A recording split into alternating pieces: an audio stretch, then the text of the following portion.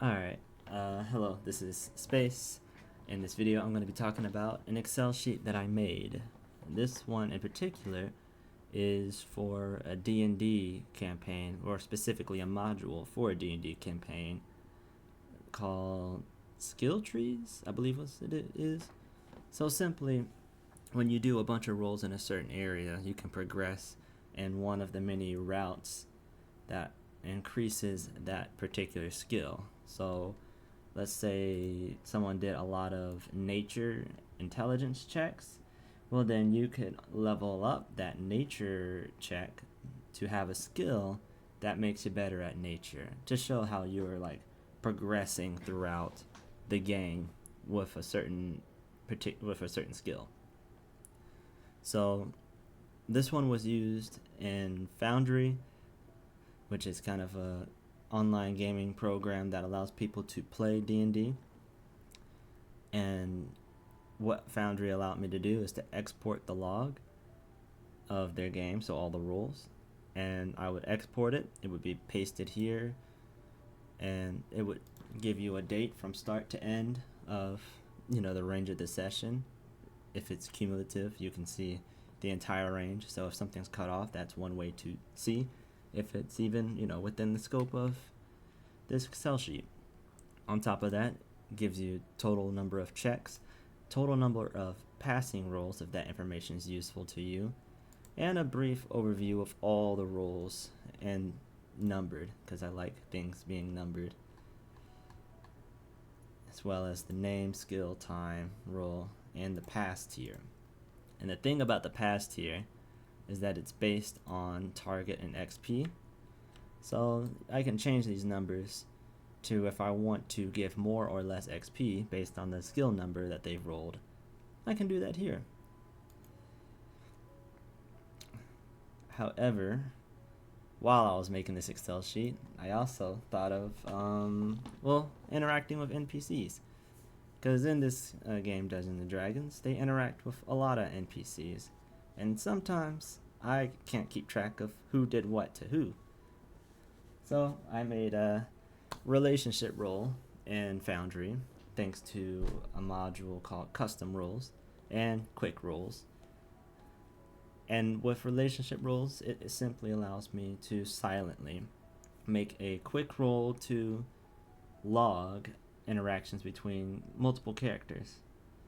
So it has the same thing as before: date range, total rolls, positive and negative rolls, with negative rolls being highlighted red because they're bad rules, so as well as the dates and times, check numbers because we like things numbered. You can also see the number of people in the group and the names of all those people.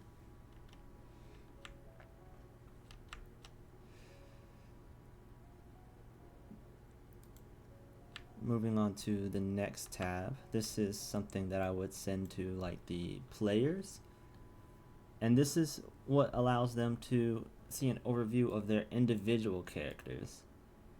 You can see that there's a drop down here, because if they're not one of my characters, they wouldn't have rolled, and if they didn't roll, well, they wouldn't, so automatic, there's the drop down, all the names. And if there happens to be NPC roles in there that gets clustered up, I have a check that shows if there's PCs only, so I make sure that it separates the two, as well as a total XP and a required XP if you want to see how much XP you need to level up. That is all a drop down menu. Proficiency bonus also allows more experience. So for example, this person, Onestein, has expertise in stealth. Okay, so what if they are not proficient? What would happen then? Okay, well, they would get half as much experience.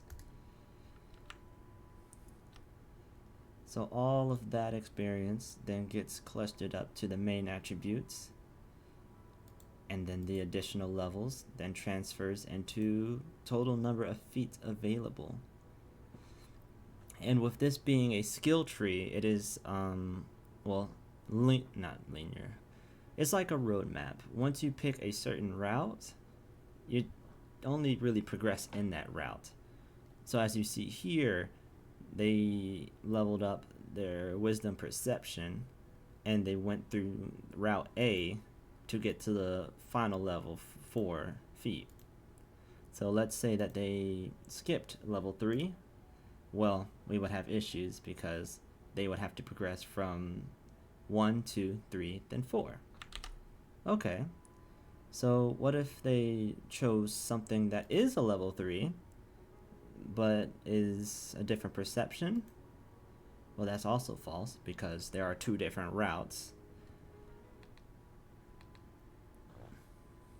And so, yeah. All this is a drop down. I call it a pseudo search menu because I mean, it kind of feels that way. Like, let's say that I had no type of field. Wait, I need something. Level 2. Like a level 2. It'll give me all of the level 2 feats. Let's say I wanted to narrow it down to strength. I don't know if there's a lot of strength because it's only athletics. Yeah, that's something a little more broader. Intelligence. So it'll give me all of the things for intelligence. But now I need to narrow down intelligence. Maybe nature. There we go. Or vice versa. I can choose between all of the individual skills here. But and it'll show me all of the nature of all the levels. So I thought that was pretty cool. Of course, you have your personalized, because now we're on individual character sheets, personalized chart. See all the check numbers, the rolls, and the time that those rolls were made. Oh yeah, and the amount of XP you get from it. Moving over to the relationship side, you can see by average of the relationships with all the characters involved. So this is acquaintance by average. I have to fix that spelling one day. And everything highlighted green is because of Onstein. So let's see if I wanted to see who's available. Callie. I can click Callie, and now I can see every interaction between Callie and Onstein because and of course the negative is not highlighted red, but it still have that outline red. And of course, if I wanted to just see another relationship, maybe Silo and Callie for whatever reason, oh, I can see that. But by default, it defers to the character that you are dealing with. Moving over to this, well, it's essentially a leaderboard. Who's your favorite? According to the stats, of course. And this is kind of a chart of everything involved. So if I want to know who's all acquainted with me, well, these two are. Okay. Who all is hostile? Well, there's nobody hostile so far. I think everyone has a positive outlook for this character in particular. Anyone neutral? No? Okay. And this is all, of course, based on this, I call it the settings. It's on the far right, if I'm not mistaken. Too far. And it's all just adjusted. If it's past 1 point, it'll defer them to the next level. So 0 is neutral, but let's say they did something nice. No? Still neutral? Okay. 6, well, now they're associates, and so on and so forth. Same thing with the skill levels. If you want them to level up to a certain extent, there's that. And yeah, proficiency bonuses as well. If they are not proficient, they'll get the normal amount. but if they have expertise, it doubles, as we showed before. I can do it again. Let's see, sleight of hand, dexterity, expertise. Let me take out, we don't need required XP, we need total XP.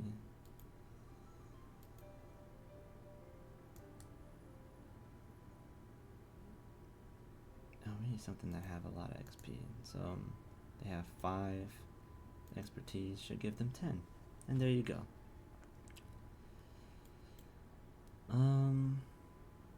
So yeah, this is the Excel sheet. If you have any questions or comments or things that I may have glossed over a bit too lightly, definitely let me know in the comments and I'll respond to them as soon as I can. Thank you for watching the video.